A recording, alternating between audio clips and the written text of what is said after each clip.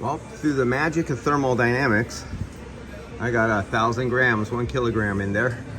And so the 3 gas laws do work. And completed it all in vapor. And you know, you always use those fluid dynamics, thermodynamics, use your 3 gas laws and magic happens. So I didn't have to lower it down. I didn't have to start up the car.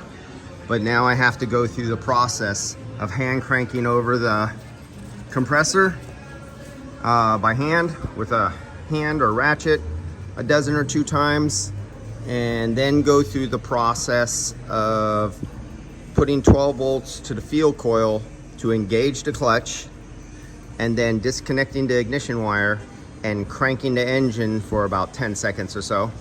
And then it'll be ready to put back the plug and start it all up and start it. Because remember, I charged it with vapor, complete 1,000 grams, all through the low side.